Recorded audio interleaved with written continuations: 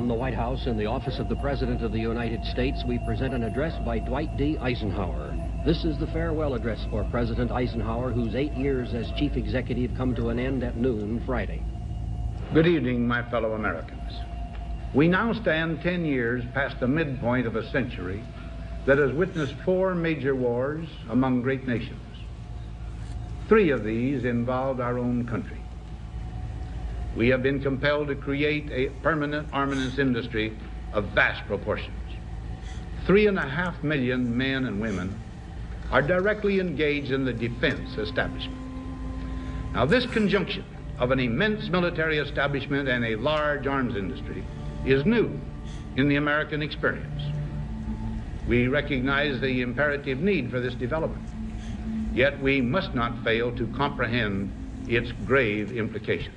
Indeed, the grave implications of the military-industrial complex. That's what we cover here every Thursday night live on Deep Politics Live at 6 o'clock, right here on Channel 76 and over the World Wide Web at accesssf.org.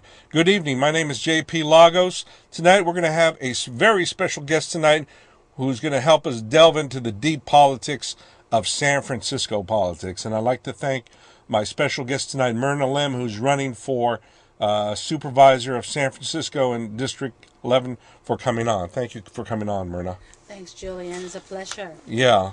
And one of the things I want to cover tonight is your candidacy for District 11, which is in the Ocean View, Merced, Ingleside District? Excelsior, yes. Right.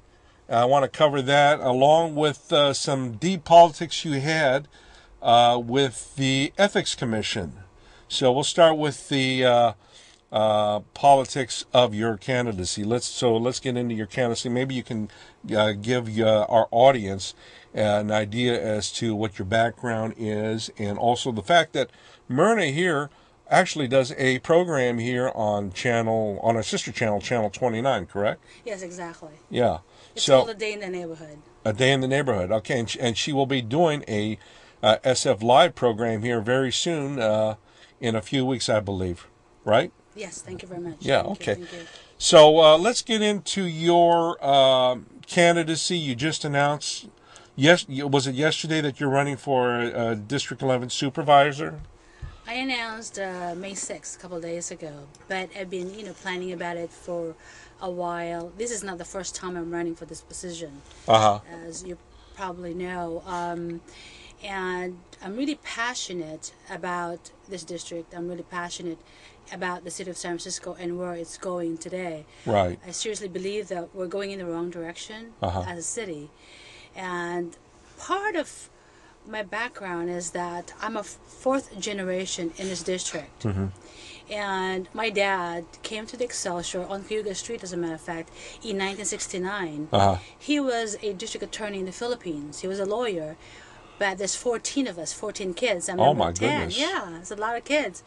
So the thing is, when he came to America, he moved to the Excelsior District on Cayuga Street. He worked as a janitor for 2 years while he's sending us the money, while, my mother and myself are taking care of my brothers and sisters. Right. And then when my mother joined him in the Excelsior in 1970, I became sort of like the mother in the family. They would send me the check, I would buy the groceries, I would take care of my younger brothers and sisters. Sure. Now, why I'm saying that is because District 11 is an immigrant district. It's the American dream that you come to this country, you come to San Francisco, thinking that when you work hard, when you're talented, there'll be that opportunity that's waiting for you to earn. Right. And unfortunately, what I'm seeing is the opposite today. I look at my younger nieces and my nephews and even my daughter, and I look around District 11, and things has changed so much that what I had seen before in terms of peace in the neighborhood, a working class neighborhood where people work hard, now there's a lot of armed invasion, there's a lot of street theft, cars being stolen. There's even some home invasion. And you know, having come from a poor country like the Philippines, or having visited poor countries like Mexico, you know that this type of stuff, this kind of crimes are crimes of poverty. Right. And they're being committed by young children, right, by juveniles, by 13, 14, 15-year-old kids. And why is that happening?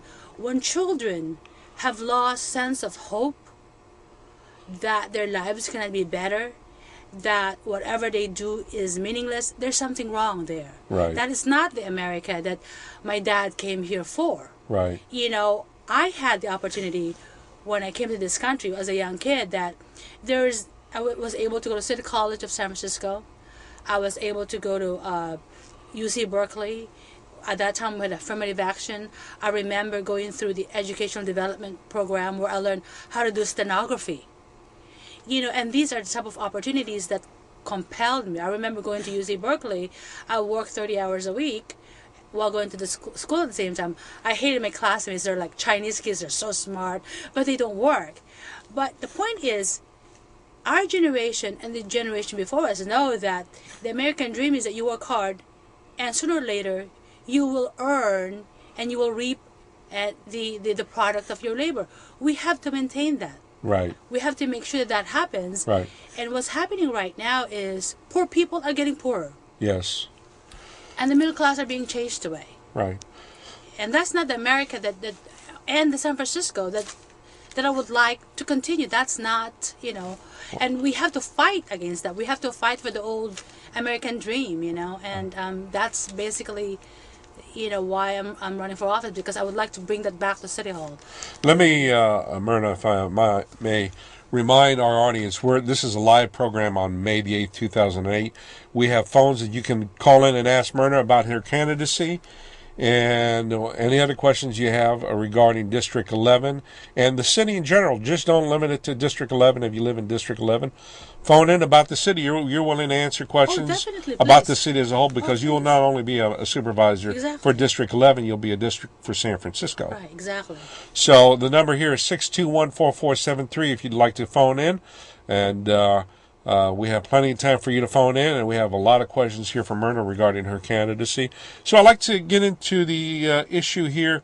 You mentioned you want to see San Franciscans fulfill the American dream. Exactly. And the fact that the middle class is being squeezed out of San Francisco. Being chased away is more like it. Yeah. Right. And what is your solution to the middle class being squeezed out, the working class? Yeah. The government has to stop getting into people's pockets, bottom line. Here's what we have. When Willie Brown, in his last year of office, the budget was $4.7 billion. Today, our budget is close to $7 billion. You're talking about close to a 50% increase in budget. And if you look at where that money is going, 2/3 of it is in payroll. Payroll, right. But what you're looking at on the budget is you have a humongous amount of overtime. I wrote an article, right, you know, about the kind of salaries we are seeing in City Hall. Right. I wrote an article for theexaminer.com then, and it's still in my blog today.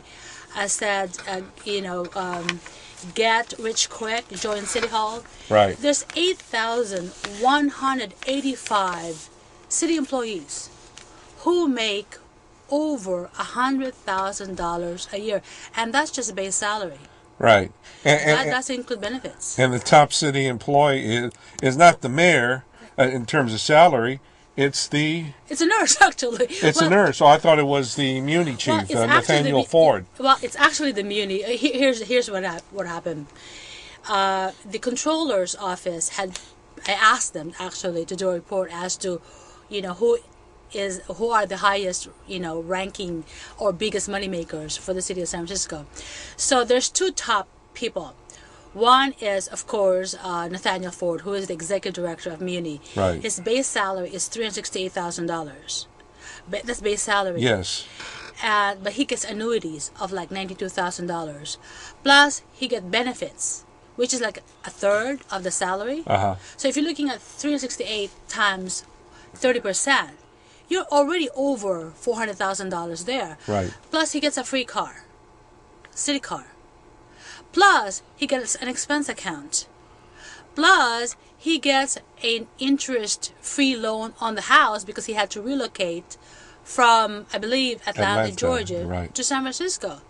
So the guy makes as much, if not more, than the President of the United States. Right. And yet,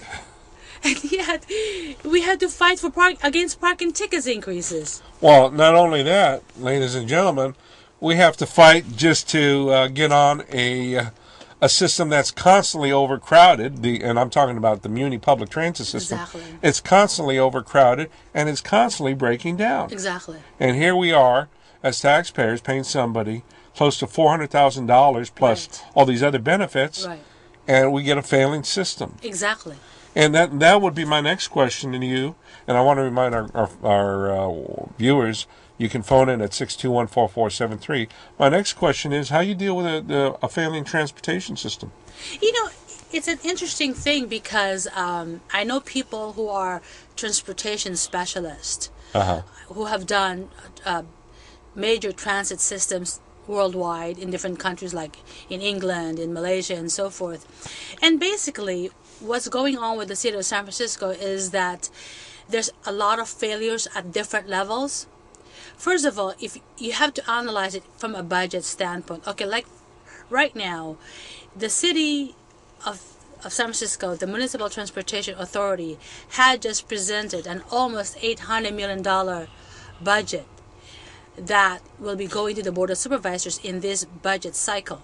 Now, the Board of Supervisors, unfortunately, through Prop A, and even before that, are not able to go through line items of Muni's budget. They can approve the entire budget, or they could reject the entire budget. In that budget, at the Municipal Transportation Authority's meeting that I had attended, they're saying, we are in a major crisis. We don't have enough money. We are in a major deficit. That's why we have to increase. And since we have Muni, we have to increase our budget.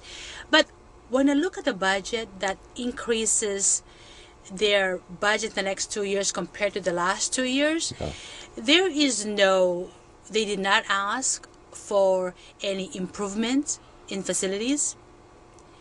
They did not ask to buy any new technology to make it easier to collect the fares from people who are not paying. Right. They did not ask for budget to help improve the service. What I saw was an increase in budget of about 16% in salaries and benefits in the next 3 years. Right. It's like a 16% increase. Well, so we've got a problem there. And not only that, to add insult to injury, they're asking those of us who use the system to pay more for it. Exactly. At the fare box, those of us who do pay fares, the Fast Pass, I being one of them, the Fast Pass would go up, the daily fare would go up. Exactly. Right. So your solution for this mess with Muni? Is they have to seriously look at the budget. In terms of, they talk about revenue. Okay, their revenue, as they call it, has to be examined in terms of how come there's a major shortfall in the collections, in fare collections. Right now, they're only collecting, from, if I remember it correctly, about 18% of what they should be. That's a very low amount. Right. And for them to get the matching federal funds, they have to be at 33% in fare collections, which then the difference between the 18% and the 33% comes from the general fund of the city and county of San Francisco. Well, what about trying to improve the fare collection system? There are a lot of technologies out there that has been used in Europe and even in poor countries in Asia. Right. They have a better average in collecting fares. Right. So that's one thing. And then the next thing is they have to look at the budget just like any other business. You have your income and you have your expenses. Right. The only time the budget should be increased is if it's going to generate more revenue. And I'm not talking about fines. Those are not revenue. Those are just punishments. Those are just taxes. I'm talking about ways by which you can actually collect monies for goods provided, for services provided. So with Muni, first and foremost, they have to collect the fares. Right, right. So you think fares are a major issue? Well, fares is a major issue, and secondly, they have to improve the quality of the transportation system itself. Right. In terms of, I've been in Muni where it's really filthy, and they're not supposed to take Muni out of the garage if there's graffiti on it, but I've seen Muni buses with graffiti on them. They have to make it a comfortable situation for everybody to be transported. Like, I love riding BART. BART is comfortable. You sit down, it's fast. You know where you're going. And then with Muni, I've been in situations where I wait for a bus, half an hour, no bus. Next thing you know, there's one bus packed with people. The next thing you know, there's another bus that's half empty or half full, and the third bus is empty. We must be talking about the 29 line. Is that correct? That runs right through your district. Exactly. Yeah, okay. Exactly. Let me get on to the issue. You when we started off this interview, you talked about a district that's basically become crime-ridden. Mm-hmm. High rate of crime, burglaries, even murders. Yeah, it has unsolved murders. Yeah. What's your solution to bring the crime rate down? Well, first of all, there's a lot of crimes of poverty that are being committed by juveniles. Yes. As a matter of fact, I see reports by the captains there. They're great. They're great guys. I really like them. But, everything comes from the top, right? Paul Chanel from Taraval, I really like him. Very effective. And then I like Dennis O'Leary, the captain there. So I really like... And that's at Balboa? At the Ingleside. Ingleside, okay. But I think what's happening is when you have children committing crimes of poverty, crimes against property, you have to figure, what are these kids doing on the street? Why are they there? Yeah. Why are they doing that? But they're not all kids, Myrna, right? Well, a lot of them are like juveniles. They're being committed by juveniles. High school age? High school age, and then also there's a lot of, as far as drug-related crimes, there's a lot of people coming from like the East Bay, Oakland, Hayward. They come to San Francisco to commit the crimes. I mean, they have to come to San Francisco. They have to come to my district to commit such crimes. I think that trying to alleviate the problems have to be taken care of, have to be addressed at so many levels. First, we got to really have a very tough stand on prosecution. Uh-huh. And so is that a criticism that you have... criticism you have directed at the current district attorney for not being hard-nosed enough? When I supported District Kamala Harris, as a matter of fact, and at first I was really disappointed in her performance. As far as, especially at the time when there was a cop was killed, and she did, instead of sympathizing with the family of the police officer who was killed, that she came in the forefront and say, no, San Francisco will not condone death penalty. I think, in something like that, you really have to strengthen the people who puts their lives at risk, and say that, no, you do not mess up with people who are, out in the trenches protecting people's lives. Right. And property, mainly lives. But I think slowly she had gotten better. I think she has improved that sort of relationship. But I think that today, the district attorney should really come up in the forefront and say, look, we're not messing around. Right. We have so much crime rates. We have so much crime of against property in San Francisco.